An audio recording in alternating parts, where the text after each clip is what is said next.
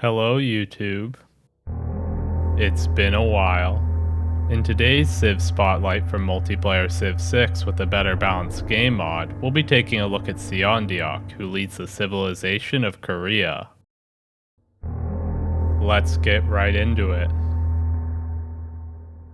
We open the game, as usual, by starting with 2 scouts into 2 settlers. For our tech pathing, we rush straight for writing to unlock our unique district, the Seowan. In this game, I got a bit unlucky and didn't meet anyone, so I had to forego the writing Eureka, but that's okay. As Korea, our first 3 cities always want to get a Seowan right away. These are cheaper than the ordinary campus that they replace, and finishing 3 of them puts us in a very favorable position to discount some other districts afterwards. Seowans grant extra science when adjacent to mines, so we try to position them to have as many adjacent mineable tiles as possible. For our Pantheon this game, we choose Divine Spark, gaining an extra Great Scientist point from each of our campuses. Oftentimes, such as is the case here, no other player will build a campus in the Ancient Era, allowing us to secure the early game Great Scientists uncontested. This allows us to snag Hypatia, granting us a library and +1 science on all other libraries for the rest of the game. Despite the campus opener, science is still a low priority in the early game. For now, we still want to focus on food, production, and culture. The reason the Seowan opener works is largely because they cost 45% less production than a regular campus, and finishing them quickly allows us to get a 35% discount on our other early districts, so they practically pay for themselves. In this game, we get a bit unlucky with scouting, failing to meet any other players. This means we have to try a bit harder to hit our golden age, spending a governor title on Amani to take control of a city-state, and building a sad, lonely galley in a lake. This pays off, allowing us to choose the pen, brush, and voice golden age dedication for some much needed culture. At this point, the galley we built is just soaking up 1 gold per turn in maintenance costs while contributing nothing of value. Having provided the era score from its maiden voyage, it no longer serves any purpose. Such a sad, lonely, miserable existence is better off just being deleted. Luckily for us, it seems like nobody else is contesting the Great Merchants, and the first one up for grabs grants an extra trade route capacity. Running 2 projects is cheaper than building a market, and we take full advantage of this to push our early game lead. Seondeok has a special build order that we'll be showing off here. While most civs want a minimum of 8 cities, this leader gains bonuses in cities with governors and penalties in cities without them. Since there are 7 unique governors, it's often a good idea to go for a 7-city build order at Seondeok. When doing this, we always grab the audience chamber building in our government plaza, and then spread our governor titles around such that every city in our empire has a governor assigned to it. Eventually, we'll even remove Amani from the city-state we assigned her to in order to put her in one of our own cities instead. In the tech tree, we use all of the extra science we get early to rush for the apprenticeship technology, granting a passive +1 production on all of the mines we've built. In the civics tree, we do a standard rush for the feudalism civic, and then use our serfdom policy card it unlocks to pump out a wave of 5-charge builders across our empire. Finally, using these builders, we chop out the remaining settlers we need to push our empire up to 7 cities.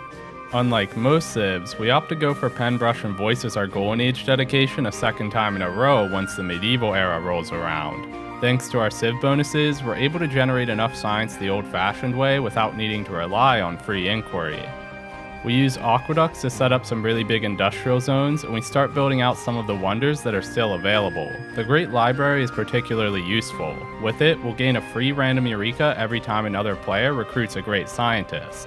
While nobody else is generating any Great Scientist points yet, the Renaissance era great people are going to be offered soon, so I'm sure the competition for the scientists is about to heat up.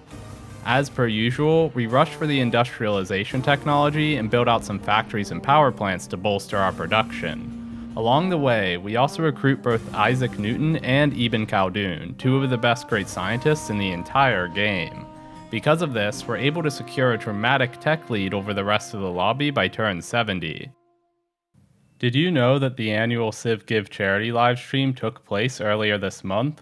All of your favorite content creators came together to face off against each other in one big, multiplayer extravaganza to raise money for charity. The event featured many big-name CivTubers, such as Ursa Ryan, Inquisitive Otter, and even Daily Civ 7 News. When playing Korea, science victory is the most important victory condition, and it almost always comes down to which player can complete the tech tree and unlock the off-world mission technology the fastest. This requires maintaining a pace of completing one tech per turn for as long as possible, and doing that requires triggering as many Eurekas as possible. To aid in this, we make 3 line infantry to trigger the Eureka for replaceable parts, and some military engineers to build forts for the ballistics boost. All of these units also serve the important purpose of dissuading an attack from any of our neighbors.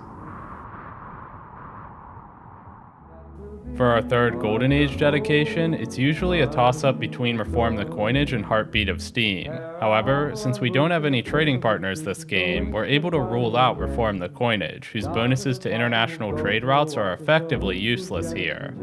Once we get our research labs up, all that's left to do is to coast to a smooth science victory. By taking the second left side promotion on Moksha, we're able to faith buy a spaceport on the same turn we complete the rocketry technology, jump-starting our science victory with a quick low Earth satellite. For our Tier 3 government, democracy will often be the best option, providing a bunch of extra yields on all international trade routes sent to an ally. However, due to us lacking an ally, we elect to go for communism instead. While we have a firm lead, the game's never truly over until a victory condition is achieved. We make sure to keep a lookout for any surprise attacks from other players while we wait to unlock the techs we need to close out the game. A good name. When we look up water, I'll be back. After 11 days, I shall...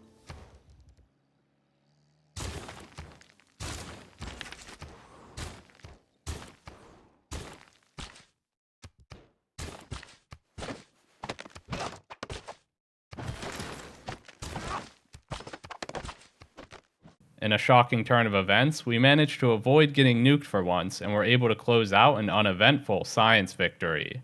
Thanks for watching to the end of the video. Herson signing out.